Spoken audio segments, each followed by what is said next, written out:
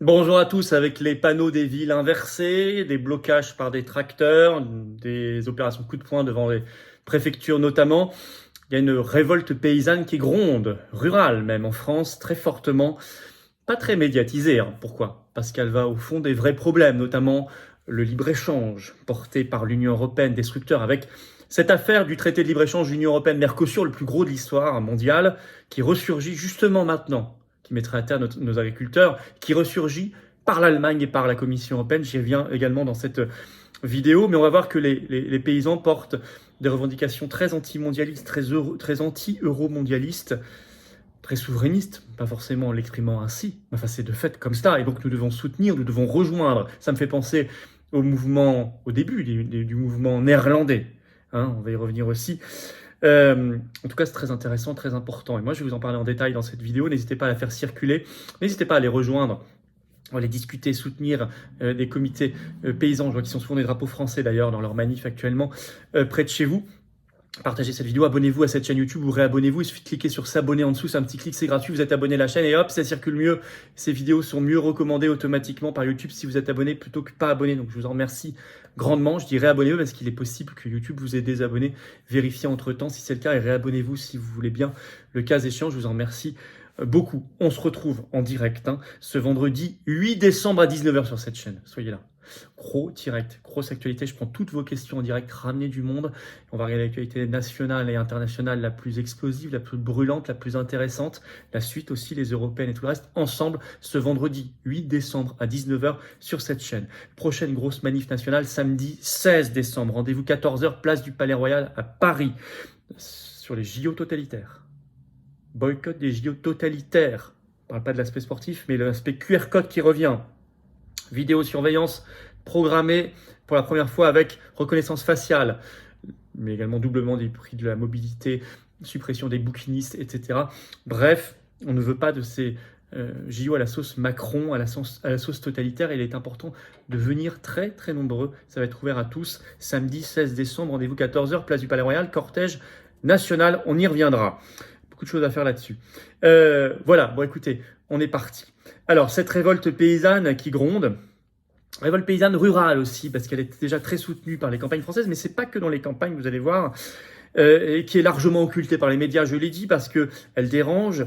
Elle a cette particularité, c'est les panneaux à l'entrée des communes qui sont inversés, je vais y revenir. Dans un contexte où l'Allemagne et la Commission européenne veulent relancer le traité de libre-échange, Union européenne, Mercosur, j'y reviens. Que se passe-t-il? Alors, vous avez une grosse première description, c'était dans un article du Monde du 30 novembre dernier, qui s'intitule « En marche sur la tête, l'opération retournement des agriculteurs en colère ». En fait, explique le Monde, c'est, je cite, « mettre à l'envers les panneaux des entrées des villes ». Et ils appellent ça une campagne virale. C'est vrai que ça s'est propagé dans déjà des centaines, voire des milliers de communes. Avec parfois les maires qui laissent le panneau inversé en signe de soutien aux agriculteurs français. Ils ont appelé ça, donc on marche sur la tête pour montrer que les valeurs sont inversées en fait. Qu'au lieu de servir le bien commun, on va contre le bien commun. C'est très, en termes symboliques, c'est très fort, c'est très bien vu. Alors c'est déjà, quand écrit Le Monde le 30 novembre, déjà depuis plusieurs semaines, avec déjà, Le Monde dit des centaines de communes, dont Millau, Nîmes, Brest, Dieppe, Bouzigues, etc. Il y en a plein. Alors c'est, nous explique le journal Parti du Tarn, fin octobre. Vous voyez, donc ça fait déjà un peu plus d'un mois, mais ça prend de l'ampleur. Et le mouvement s'est propagé à toute vitesse, écrit le journal. Pourtant, est-ce que ça s'est propagé médiatiquement aussi à toute vitesse? Bien sûr que non. On commence ici et là de temps en temps à en parler. C'est très léger par rapport à la force et la vitesse de ce mouvement. Alors, c'est combiné cette action d'opération de retournement de panneaux de ville, c'est combiné à de plus en plus d'opérations de blocage. Notamment, ce 6 décembre était une grosse journée. Alors, le Télégramme en a parlé. Manif d'agriculteurs en Bretagne avec des convois de tracteurs pour dénoncer la politique agricole actuelle. Alors, je cite, avec des opérations coup de poing contre les importations de viande étrangère, de la politique agricole nationale et européenne actuelle. Intéressant, on y vient. Les mots commencent à être posés. Importation de viande étrangère, politique nationale et européenne actuelle. On voit qu'on commence à aller vers les vrais sujets, mais vous allez voir qu'ils y vont largement. Alors il y avait des choses sur la RN12 par exemple, ce 6 décembre à Saint-Brieuc, puis devant la préfecture bien sûr, Quimper, Brest, Morlaix, Rennes, devant le conseil régional, devant la direction régionale de l'alimentation, de l'agriculture et des forêts, la DRAF, à Vannes en préfecture, rassemblement. C'était déjà le cas la semaine dernière, précise le Télégramme. La Dépêche également, ce 4 décembre, manifestation des agriculteurs en France, également en Tarn-et-Garonne, avec, je cite, une journée noire sur les routes du département, notamment les péages bloqués, la 20, la 62 entre Toulouse et Bordeaux par exemple, avec des barbecues sauvages sur des ronds-points, ça nous rappelle des choses, et devant des préfectures. Une action dans la durée va prendre forme. Devine la Dépêche. Je cite, une action dans la durée va prendre forme. C'est bien ce qui semble s'installer. Alors, quelles sont les causes, les revendications, les mots d'ordre? C'est très, très intéressant. Je vous disais anti-euro-mondialiste, oui. Et donc, d'un certain point de vue, anti-oligarchique. Vous avez un long papier du Point le 4 décembre qui dit, je cite, « L'Europe continue à signer des traités internationaux dits de libre-échange alors que les produits importés n'ont pas les mêmes contraintes ni les mêmes normes de production que les productions européennes. » On va voir le fond du problème. Je vais vous citer un petit extrait de cet article du Point. À ce rythme, nous risquons de ne pas rester longtemps la première puissance agricole européenne et la 5e mondiale, ni d'afficher un excédent commercial dans ce secteur qui tient grâce à l'exportation des céréales, des vins et des spiritueux.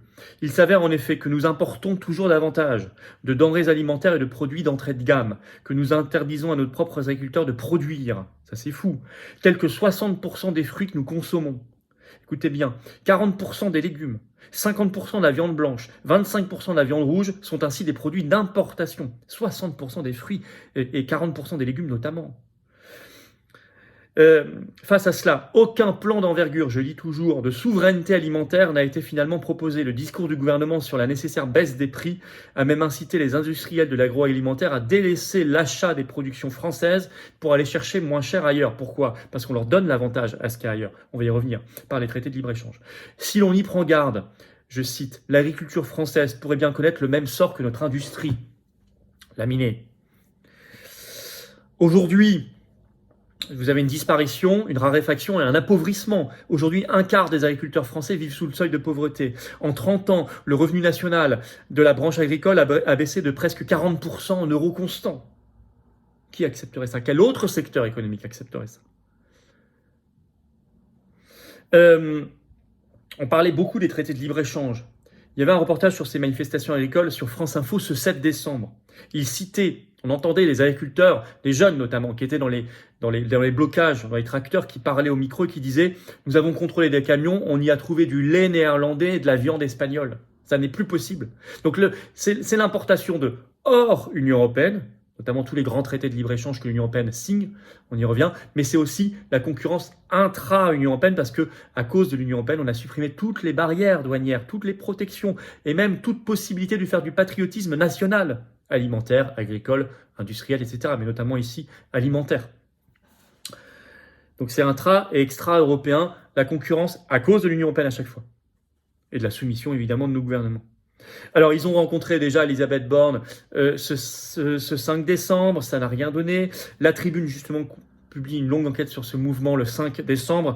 Parmi leurs problèmes, une hausse de la fiscalité écologique. Alors, c'est très hypocrite d'ailleurs, parce qu'on leur fait payer plus, même si parfois on met un gel, on retarde un peu pour les calmer, mais globalement, ils payent toujours plus de fiscalité écologique, comme tous les Français, alors qu'en même temps, on multiplie les accords de libre-échange qui sont ultra pollueurs, qui font importer des choses à 17 000 km, par exemple avec la Nouvelle-Zélande, donc ultra pollueur, donc c'est hyper hypocrite. C'est ce que j'appelle non pas l'écologie, mais l'escrologie mondialiste, ou par exemple tous ces projets qui circulent à Bruxelles de mettre des masques obligatoires sur les vaches pour transformer le méthane en CO2, ou bien de vouloir remplacer l'alimentation classique par vous savez, des insectes et des larves, directive européenne de 2021 puis de 2023. Donc ça c'est l'escrologie, ça ils n'en peuvent plus. Puis ça leur coûte cher, ils n'en peuvent plus. Et c'est déshonorant. Deuxième problème, c'est le libre-échange. Alors récemment, le 21 novembre dernier, le Parlement européen a validé l'accord de libre-échange Union européenne-Nouvelle-Zélande à 17 000 km. Catastrophe. Concurrence notamment pour le lait et pour le bœuf. L'agrochimie aussi qui les met en dépendance, qui au début peut paraître comme magique, on va vous faire augmenter vos rendements, vous mettez un petit peu de produits, un peu de machin, puis de plus en plus de produits, vous mettez des combinaisons parce que c'est très dangereux. Alors c'est le glyphosate, reconduit 10 ans récemment par l'Union européenne, mais bien sûr qu'on ne peut pas se placer du jour au lendemain du glyphosate partout, mais il faut accompagner, il y a des transitions à faire, mais encore faut-il les faire, bon on ne le fait pas. Donc on les met sous dépendance des bailleurs Monsanto. On a fait récemment une opération coup de poing devant chez eux, de l'agrochimie. Pareil, quand de plus en plus on gère l'eau comme une affaire par la pénurie, vous voyez, on privatise l'eau en douce, on a privatisé les graines et les semences, toute la privatisation du vivant, gros sujet. Donc c'est ça le fond de leur revendication. Alors je le disais, dans un contexte de relance de l'accord de libre-échange, Union européenne, Mercosur, en effet ce 4 décembre, le chancelier allemand Scholz et le président brésilien Lula, tous les deux favorables à cet accord, étaient à Berlin. C'est rapporté par un article d'Euractiv ce 5 décembre. Je cite, l'Allemagne et le Brésil tentent de sauver l'accord Union européenne-Mercosur. Mercosur, c'est Brésil, Argentine, Uruguay, Paraguay. Ce serait le plus gros accord de libre-échange de l'histoire du monde. Il a été finalisé en 2019, mais il n'est pas ratifié. Et Scholz était vraiment en mode Panzer-Division. Hein. Il veut vraiment y aller à fond et forcer, via l'Union européenne, la France. Je cite, article d'Euractiv. « Cela fait trop longtemps que nous discutons de l'accord de libre-échange entre l'Union européenne et le Mercosur, a déclaré le chancelier allemand Scholz au cours d'un forum économique germano-brésilien qui a eu lieu à Berlin lundi.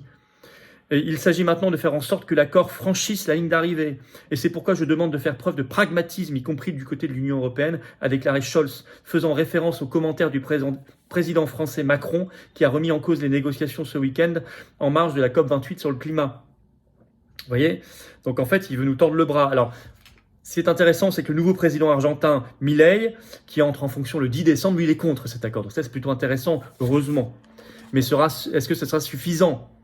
L'Allemagne est même moqueuse, confère les commentaires du ministre allemand de l'économie contre la France. Je cite toujours Euractiv. C'est ainsi que je résume la situation de manière un peu moqueuse. Tout le monde a ses voisins. Nous avons les Français et vous avez les Argentins, a déclaré Robert Habeck, ministre allemand de l'économie, partisan de l'accord commercial lors du forum avec le Brésil. Donc en fait, vous avez vos Argentins, nous on a nos Français. C'est comme ça que parle en public le ministre allemand de l'économie. Imaginez un ministre français qui parlerait comme ça des Allemands. On dirait c'est indigne, il met en cause le couple franco-allemand. Eux, ils s'en fichent. Ils y vont à fond, en mode Panzer-Division. Donc l'Allemagne est très déterminée et Macron est un traître et un soumis. Donc il faut faire très attention, on ne peut pas lui faire confiance. Or, c'est l'Union européenne, je le rappelle, qui, d'après les traités, a la compétence exclusive du commerce. C'est pas la France. Alors que faire ? Changer radicalement d'abord de point de vue. Oui, penser, se persuader qu'il y a un avenir agricole en France et une ruralité française, qu'il y a un pays, des terroirs, une vitalité, un futur, un avenir agricole. Vous savez, 20 minutes a titré son article ce 6 décembre. Est-ce qu'on veut encore des paysans en France, les agriculteurs en plein doute ? Il pose la bonne question. L'Union européenne ne veut plus d'agriculteurs en France. L'Union européenne ne veut plus de campagne française, ne veut plus de ruralité et de paysannerie et de puissance agricole française, c'est évident. Elle veut tout importer. Donc ça, il faut d'abord changer complètement le point de vue, y compris le point de vue politique. Donc il faut faire du patriotisme agricole et alimentaire. Ça suppose le Frexit, parce que c'est interdit par l'Union européenne. Il faut stopper l'escrologie mondialiste qui ruine et pollue. C'est l'escrologie des lobbies. Il faut aller vers la vraie écologie. Vous savez que depuis quelques années en France, la part du bio diminue, alors qu'elle avait beaucoup augmenté. C'est une honte. Et on diminue d'ailleurs les subventions au bio. C'est une honte. Il faut aller contre cette tendance à la baisse. C'est une hérésie. Il faut développer, dès que c'est possible, l'agroécologie, qui est un beau modèle d'hybridation dans la nature. Les circuits courts, bien sûr, la qualité. La transition hors agrochimie, j'en ai parlé. Mais ça, il faut accompagner. Stopper les dépendances. Donner un avantage aux productions locales dans les marchés publics locaux. Il y en a plein. État, collectivités locales, cantines scolaires, cantines d'entreprise, etc. Mais ça, c'est interdit aussi par les règles de l'Union européenne. Vous ne pouvez pas donner un avantage national ou local à vos productions locales ou nationales dans les marchés publics, c'est interdit. Mais il faut que ce soit possible. Désolé, il n'y a pas d'autre solution que de sortir de l'Union européenne, ça s'appelle le Frexit, pour pouvoir le faire. Et puis il y a plein de mesures de détail aussi à améliorer. Je cite dans le point, rendre plus efficace le système assurantiel pour protéger nos agriculteurs et forestiers, créer dans chaque exploitation, on peut y réfléchir, un compte aléas climatiques et économiques, faire revenir sur le sol français la valeur ajoutée issue de notre agriculture et de nos forêts par l'implantation d'industries de transformation de nos productions agricoles et forestières. Ça, c'est très important. Aujourd'hui, on exporte énormément de bois en Chine et on réimporte du parquet et des meubles. Donc en fait, la valeur ajoutée, elle est faite en Chine. On doit la faire ici. C'est ici qu'on doit faire le parquet et les meubles. Et il faut qu'on arrête de se faire piller nos forêts. Vous voyez, lutter contre la bureaucratie chronophage et l'inflation des normes qui asphyxie les agriculteurs, et ça vient beaucoup de l'Union européenne, vous le savez. Simplifier le statut de l'exploitation agricole pour permettre de réaliser toutes les activités rurales, gestion foncière, exploitation agricole et forestière, production d'énergie, tourisme vert, commerce de proximité, faciliter les transmissions. Enfin, évidemment qu'il y a plein d'idées, mais fondamentalement, il y a le problème de l'escrologie, le problème de l'Union européenne, le problème de l'agrochimie, le problème de la vision philosophique de l'avenir agricole français. Donc, il faut soutenir cette révolte fondamentalement anti-euromondialiste. Elle est très ancrée. Ça me rappelle les débuts aux Pays-Bas. Ça a commencé en 2019, ça a explosé à l'été 2022 avec derrière des vrais changements. Et ils ont dégagé Mark Rutte, le Premier ministre euromondialiste, grâce à ça. Donc il faut les soutenir, y aller. Vos référents dialogueront avec vous. On va regarder au niveau du mouvement. Bien sûr, ça peut bouger très vite et très fort et ça doit. Voilà. Merci de partager cette vidéo. Pour cela, de vous abonner à cette chaîne YouTube en cliquant sur s'abonner ou vous réabonner. Il suffit de cliquer, c'est gratuit, c'est un clic, c'est fait, vous êtes abonné à la chaîne. Et grâce à cela, les vidéos circulent mieux automatiquement. Grand merci. Venez vous battre pour cette vision-là aux Patriotes. Je vous attends. J'ai besoin de vous. Vous pouvez adhérer, réadhérer ou faire un don de soutien au mouvement pour nous aider à faire plus d'actions concrètes. Parce qu'on n'a pas les millions et les réseaux du système. On n'a pas leurs copains, mais on a la foi. On a les convictions et on a la volonté. Et on est ensemble. J'ai besoin de vous. Adhérer, réadhérer, c'est rejoindre une grande famille et être mis en relation avec des gens qui pensent comme vous, à côté de chez vous, que ce soit en métropole, outre-mer ou à l'étranger, on est présent partout. Venez. Adhérer, c'est le premier lien sous la vidéo en description. Ce lien est également en commentaire épinglé, une petite fiche maintenant sur l'écran et dans quelques secondes, un lien sur l'écran. Faire un don de soutien au mouvement, deuxième lien sous la vidéo en description. Tout ça, c'est défiscalisé aux 2/3 de vos impôts. Profitez-en cette fin d'année pour défiscaliser. Profitez-en. Baisse de 2/3. Vous mettez 60 €, ça enlève 40 €. Vous mettez 6 000, ça enlève 4 000. Vous mettez 100, ça enlève 67. Vous mettez 10, ça enlève 6,70 €, etc. Par ailleurs, on se retrouve en direct ce vendredi 8 décembre à 19 h sur cette chaîne. Toutes vos questions en direct, l'actualité, soyez là à 19 h. Et samedi 16 décembre, rendez-vous 14 h Paris, place Palais Royal, manif nationale sur les JO totalitaires. On organise la désobéissance par rapport au QR code. Venez très nombreux. On va impulser le mouvement et ça va être très médiatisé, vous verrez. Bravo aux donateurs, aux réadhérents. Bienvenue aux nouveaux adhérents patriotes et vive la France.